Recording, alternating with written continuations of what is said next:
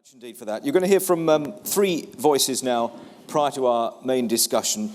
In a moment, or the perspective of Dairy UK in a few moments' time. First, two voices from the world of raw milk production, and the first of those is Stephen Hook. So, Stephen, if you'd like to take your place at the lectern.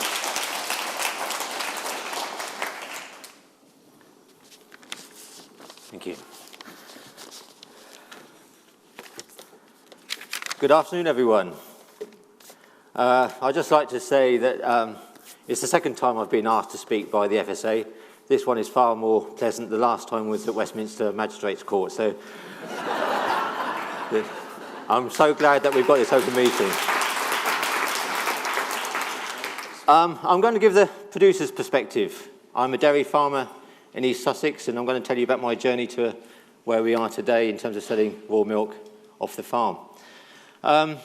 In 2007, my dad and I were finding farming tough. We were tenant farmers on the Pemsley levels and looking down the barrel. And we tried to form a cooperative with other farmers locally to sell pasteurised organic milk. And it was, whenever we tried to sell it or find a buyer, it was just treated as a commodity.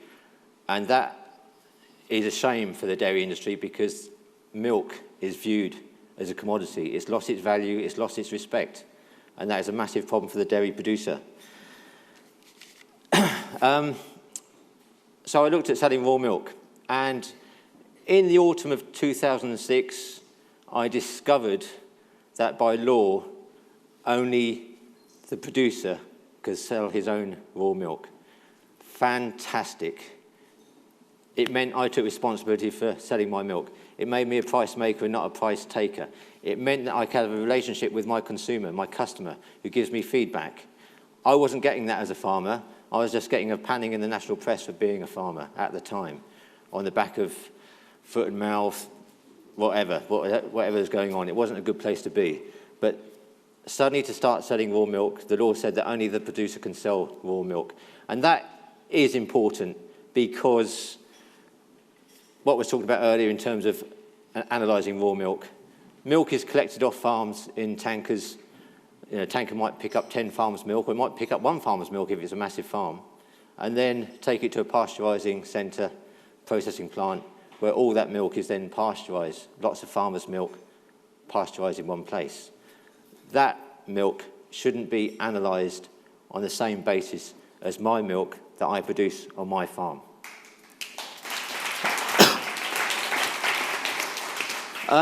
So, we grew quickly from initially sending out Dad in the Volvo estate with 12 pints of milk in January 2007.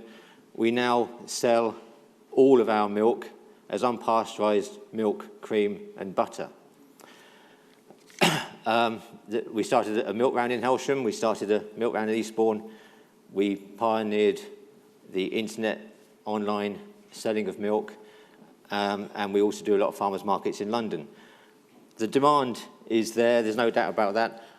Doing a quick sum just now, I think that since we've started, have sold over 900,000 pints of milk since 2007. The FSA, as you know, has conducted an information gathering stage last year, getting information from the industry. There are around 100 licensed raw milk sellers, of which 72, I believe, are active according to the consultation document. Of those 72, 63 producers gave information about how much milk they sell at farm gate, at farmers market, and so on, milk rounds. And those 63 producers sell 380,000 litres of milk. Hook & Son sells just under 300,000 litres of milk, and we couldn't input into that document or that information gathering stage at all, because of the proceedings that were being taken against me and the legal advice that I was told at the time. So that was a shame. But also consider that there are about 10,000 dairy farmers in England and Wales, or just under.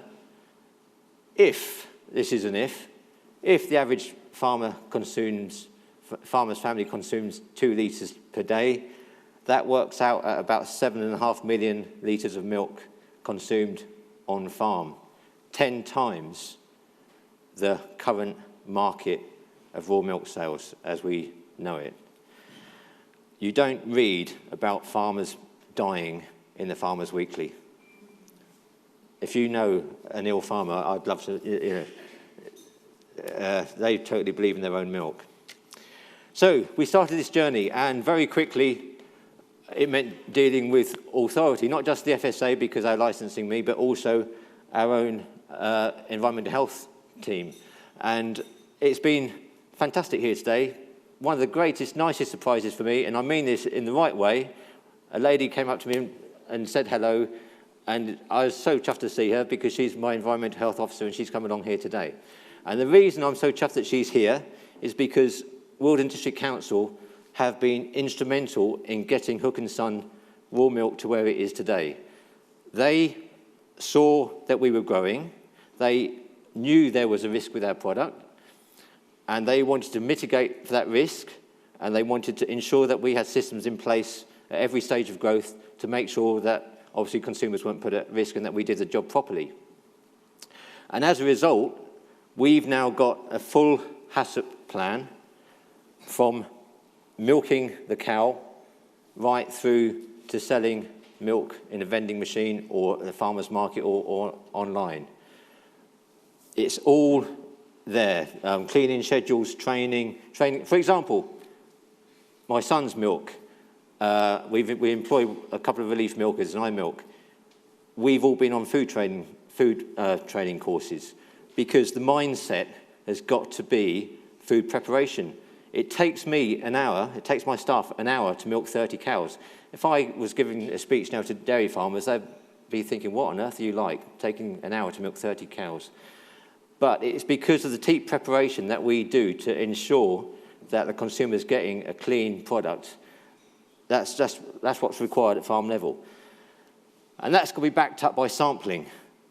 We send weekly samples of milk, cream and butter to the lab, the same lab that the FSA uses. And we know with the pathogens, E. coli, Staph aureus, all the pathogens, our environmental health team told us that there would be satisfactory, borderline and unsatisfactory level. We can see what ours are trending all the time. So if there is an issue cropping up, we nail it and get it back on track. So we're self-policing. But I have come from a farming background, as all farmers come from, agriculture college and so on. Whole new ball game to me, and thank goodness I've had positive help from my local civil servants. Our market, as I said, we pioneered the internet service. We data log our products so that I know it is a next day delivery courier service and it's got to be in temperature control next day delivery, but we've designed our packaging and got records to show that it stays in temperature control for 48 hours. So if it does arrive at somebody's doorstep, as 3 or 4% of packages do, it is still in temperature control. The vending machine. Do you think that Selfridges would have let me sell their milk knowing how they care for their brand? They approached me in the summer of 2011. We spent 4 months working on it. They've got their own in-house environmental health team.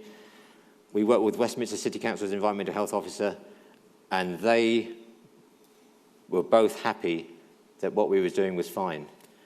The reason we didn't contact the FSA about it was because I knew of a precedent at the Good Shed in Canterbury that the FSA had okayed a farmer renting space for his own vending machine, having control of his own sales. So we thought that precedent was set. And it is a great way to sell milk.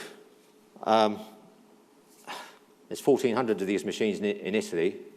If the dairy industry, you've got farmers who love farming. A lot of dairy farmers are farming on marginal land, tucked away in the hills of Cumbria and so on, and they love their farming.